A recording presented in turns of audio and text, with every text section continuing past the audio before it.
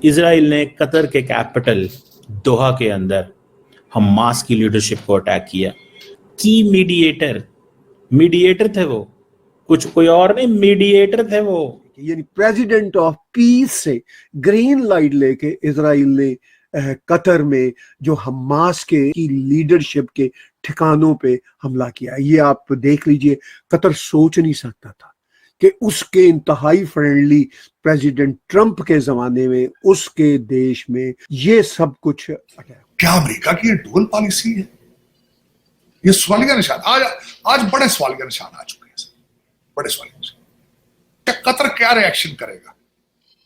क्या हो सकता है कतरी जो है वो एक दिन के लिए मैकडॉनल्ड का बर्गर ना खाए? इससे ज्यादा एहतजाज क्या कर लेंगे? फ्रांस के सदर, बरतानिया के वजीर आजम, दुनिया के वेस्टर्न जितने पार्टनर थे, उन्होंने भी इजराइल को कंडेम किया। नहीं किया तो इंडिया ने कंडेम नहीं किया, उन्होंने कंडेम ही नहीं किया।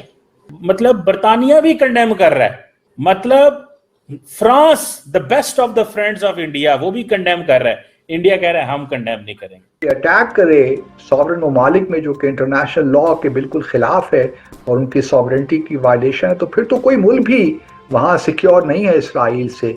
जिस तरह यहाँ इंडिया से कोई, हमारे यहाँ भी देखे ना, इंडिया ने अटैक कर दिया था। दोस्तों 9 सितंबर 2025 को दोहा इजराइल ने किया एकदम प्रिसाइज स्ट्राइक। टारगेट थे हमास के लीडर्स। प्रधानमंत्री नेतन्याहू ने बोला बड़ा साफ, जेरूसलम में जो किया उसका बदला यही है। नतीजा 5 हमास के बड़े लोग गए, जिनमें खलील अलहैया का बेटा भी।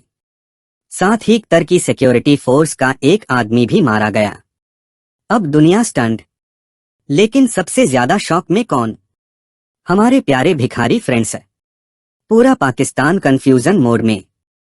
एक तरफ अमेरिका जो इनके लिए बाप नंबर 1, दूसरी तरफ कतर बाप नंबर 2, और दोनों के बीच इजराइल का धमाका।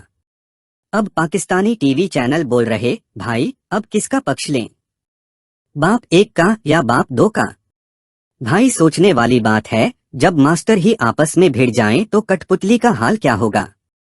ये हालत है वहां की जनता पूछे, जनाब अब फंडिंग का एटीएम कौन बनेगा?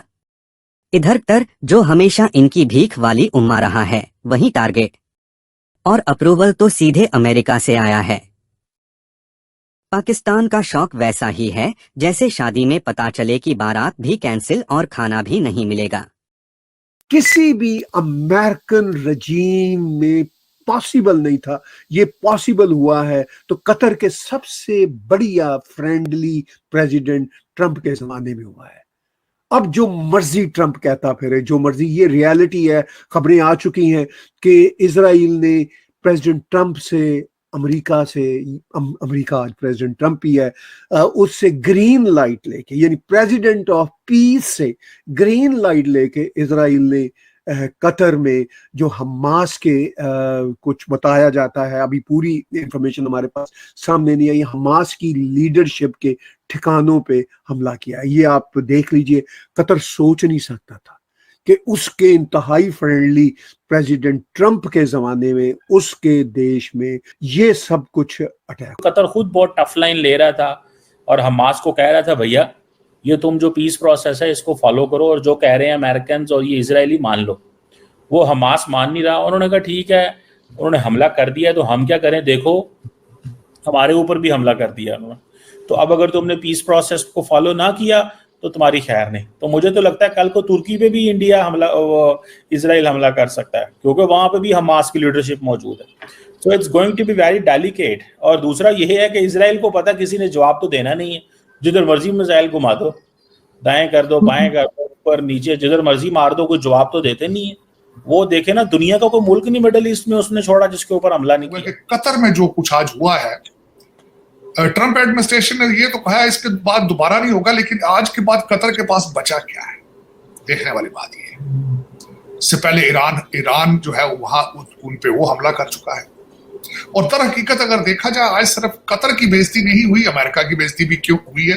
क्योंकि वहां पे सेंटकॉम की वहां पे बेस है आर्मी की। तो आर्मी की बेस करीब होने के बावजूद अगर इजराइल ने ये किया है तो कतर, अब कौन जाएगा कतर? मेरा ये क्वेश्चन है।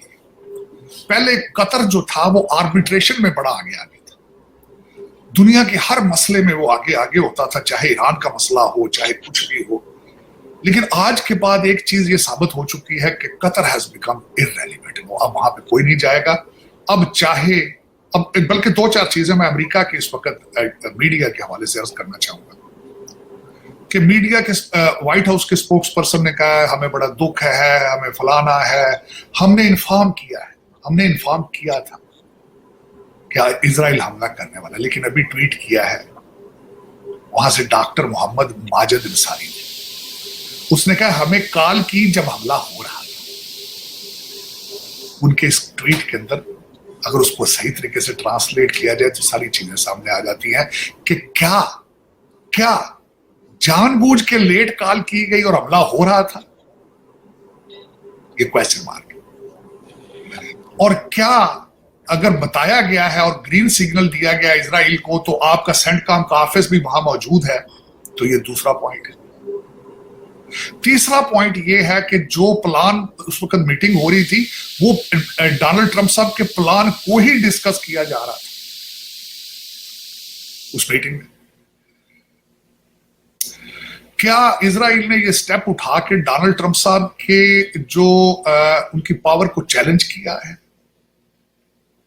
उनके नोबेल पीस प्राइज को चैलेंज किया है?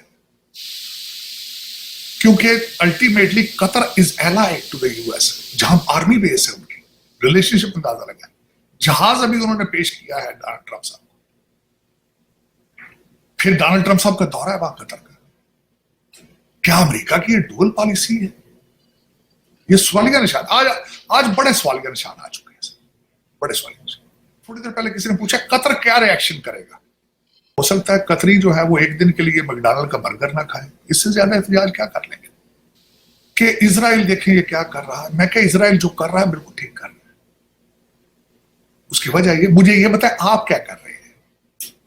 जिस वतन अजीज की हम दोनों बैठ के जिसको रिप्रेजेंट कर रहे हैं वहां पे एक इंग्लिश चैनल भी मौजूद नहीं। मैथ सिलिकॉन कर्टन तो बहुत दूर की बात है।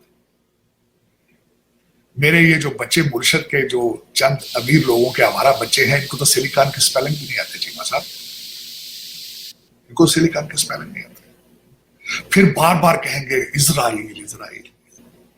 दे आर, मैं बल्कि इस चीज पे यकीन करता जा रहा हूं, they are genetically stronger than us. मुझे वहम हो चुका है कि उनकी 4 टांगे और 6 हाथ है कि जो मर्जी करता है कोई चैलेंज नहीं कर सकता। मुझे आज अमेरिका भी कमजोर नजर आता है उनके साथ। अगर ये अमेरिका कहता है ना जी दोबारा नहीं होगा, आज हमें इजाजत दे दें, अमेरिका भी हॉस्टेज नजर आ रहा है इन सारे सर्कमस्टांसेस में। जरा पावर देखें चीमा साहब, उस कौम की पावर देखें क्या है। और 18वीं सदी से लेकर आज तक जो बड़ी किताब साइंटिफिक अचीवमेंट है, रिसर्च है, वो सारी ज्यूइश है।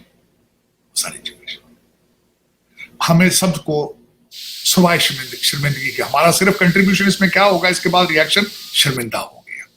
हम कंडेम सिर्फ करेंगे, हम एहतजाज करेंगे। हो सकता है मुसलमान मुल्कों के अंदर 2-4 एहतजाज में 10-15 बंदे मार दिए जाए, इससे ज्यादा कुछ नहीं। क्योंकि वजह यह है कि आपने साइंस से किनारा कशी कर ली, आपने तालीम को अबैंडन